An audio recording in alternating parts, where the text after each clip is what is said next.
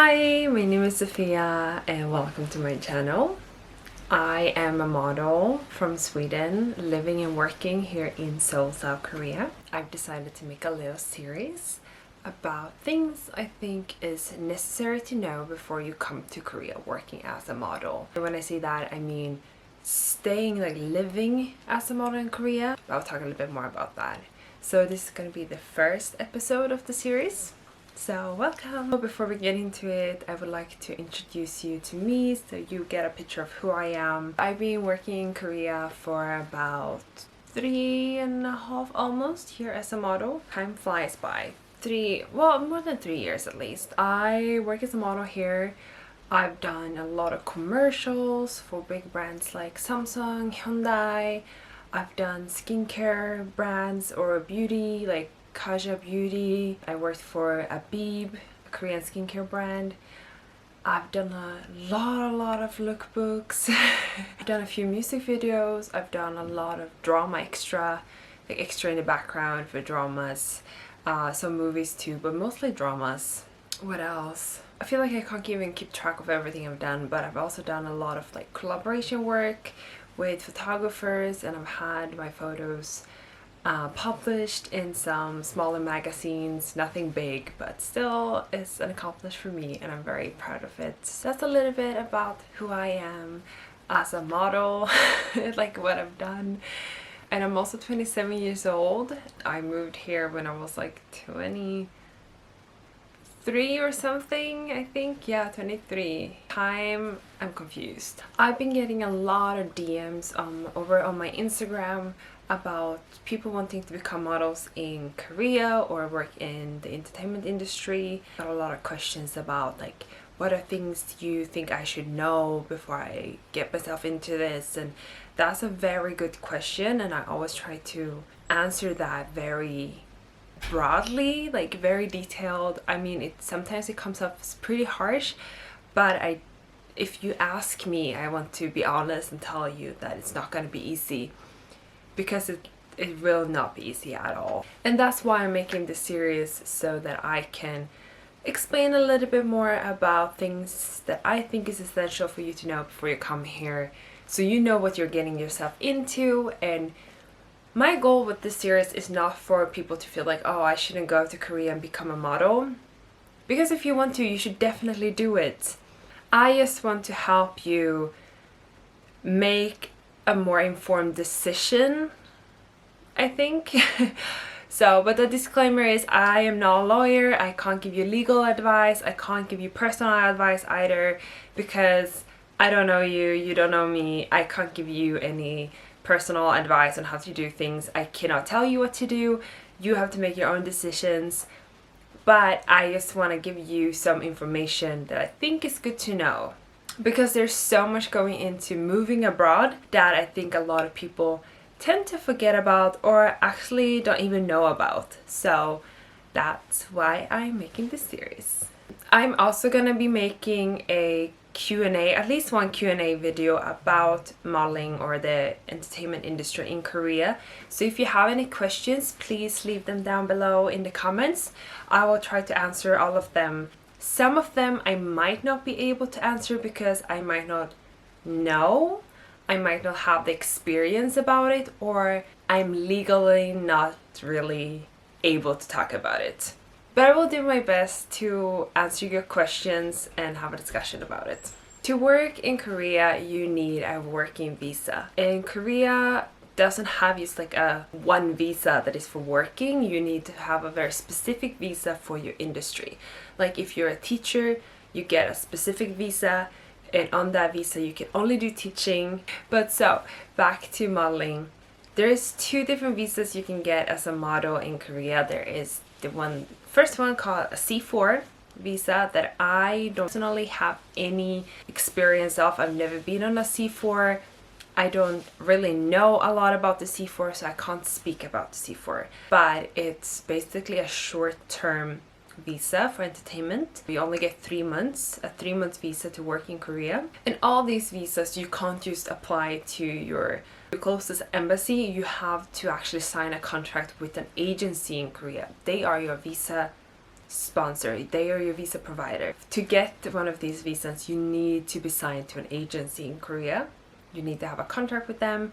And I think especially on the C4, if I'm not wrong, you also need to have a working contract, like a contract of a job that you've been casted for. Let's say Samsung. Like Samsung is doing a commercial and I've been casted for that, so that the government knows that, okay, yeah, she's actually going there for work. And the C4 visa, I think, is more popular for agencies to bring models from their home countries to Korea temporarily for 3 months before they go maybe to the next country, or they go back to their home country to keep working. So it's a very short visa. And then we have the E6 visa, which is a long-term entertainment visa that lasts you 1 year, and that's the visa I'm on, and the visa I will be referring to throughout this series, because that's the only visa I have an experience with and the only one I feel comfortable talk about. With the E6 visa, you're able to stay in Korea for up to a year, and then you have to renew your visa and renew your contract unless you have a longer contract than that. So it's a 1 year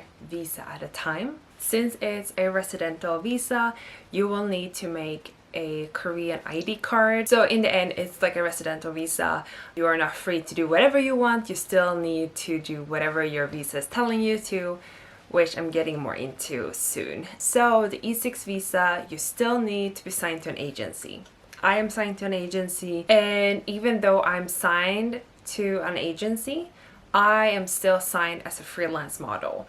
And I do think the most common way to sign E6 entertainers is going to be on a freelance visa, because that means that you're going to be in charge of yourself, make sure that you get the jobs, you need to take care of yourself basically. Me personally, I've never signed an exclusive contract as a model where the agency is in charge of all my schedule, everything. They take care of me. I'm not allowed to take my own freelance jobs on the side. I've never done that, and I personally don't know if I would want to. And it's just because I am such a control freak. I love being in control of my own life, and if I want to go back to visit my family, I just book my tickets, tell my agency I will be out of the country for 2 weeks, and that's it.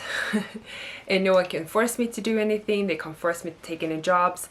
I'm more in charge of my schedule and which jobs I do, which suits me the best.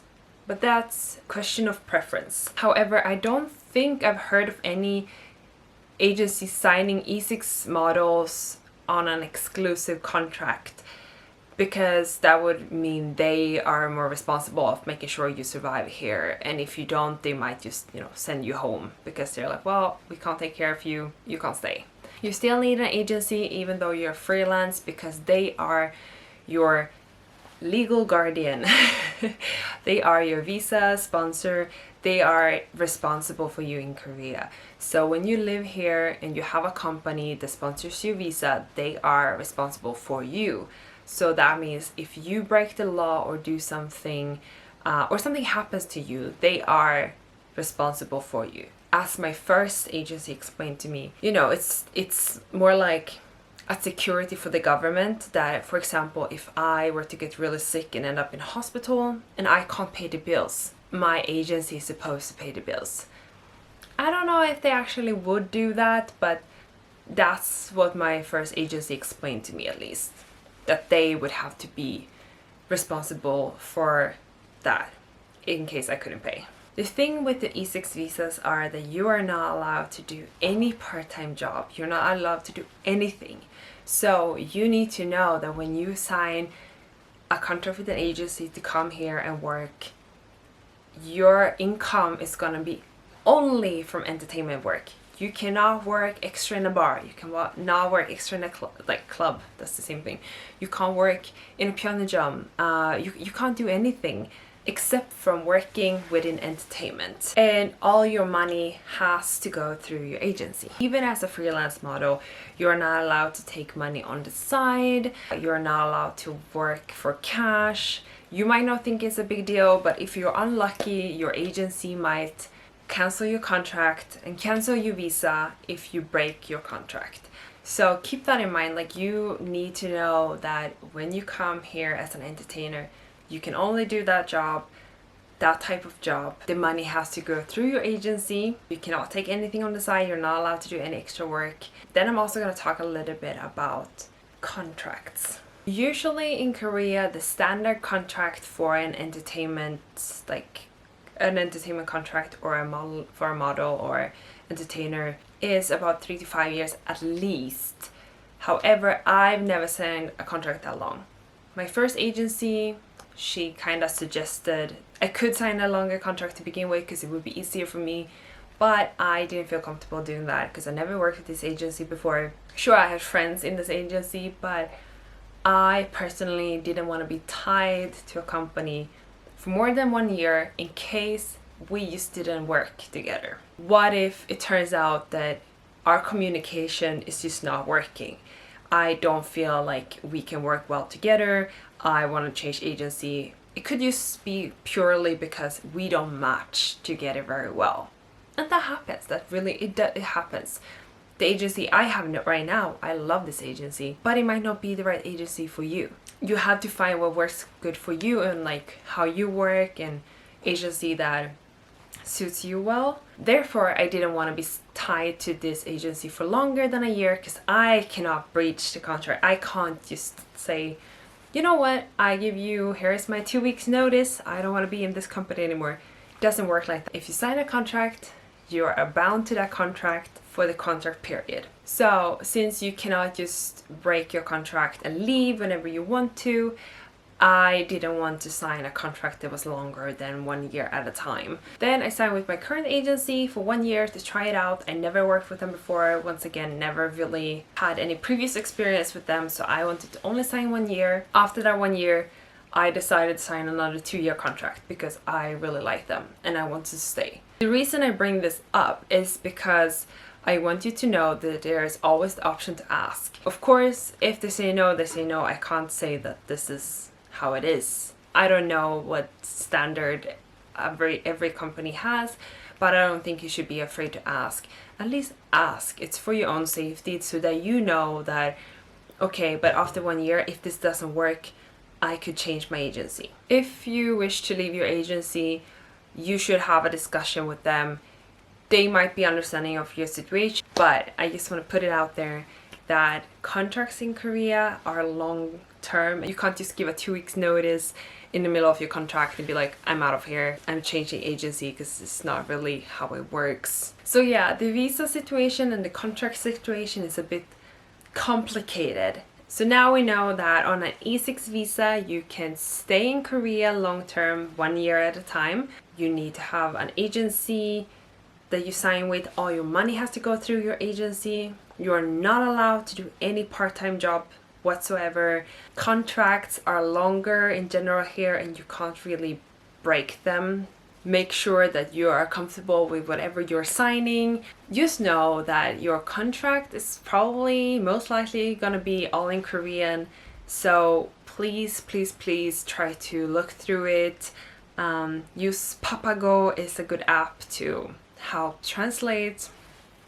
If you don't have someone you can bring with you that knows Korean that can help you read through the contract, please, please, please, please, I can't stress this enough, make sure you know what you're signing. Make sure you're comfortable with the amount of years you're signing, and all the percentage, all the information in there. Please discuss that. It's okay to ask. They might say no, but I wouldn't sign something I don't feel comfortable about. So once again, I can't give you legal advice. I can't even give you personal advice. I can only speak from my own experience. And I just hope that whenever you come here to Korea to work as a model or entertainer, you will make the decision that is best for you. I just don't want anyone to end up in a situation where they feel like, what is this? I can't get out of this. I don't feel comfortable. This is not what I expected. Please try to take care of yourself. It sounds a bit extreme, but I really mean it. Try to help yourself. Help yourself. You're gonna be on your own in Korea. You might have good friends, but for most of the time, you will be on your own. When I first moved here, my close friend Ida from Sweden, she used to also be a model in Korea, and I actually will have her in 2 of the other episodes. She sat me down and said, Sofia, people will not think twice about throwing you under the bus here. So please be aware of that, and I really have had first-hand experience about that. So know that you're mostly going to be on your own. If you go to see different agencies, talk to someone you trust and like discuss whatever like you think pros and cons about stuff, and listen to their input, because if they are your close friend, your parents, someone you trust, I would hope they have your best interests in mind and would try to help you. If you want to come here, by all means do. Don't feel discouraged by this video.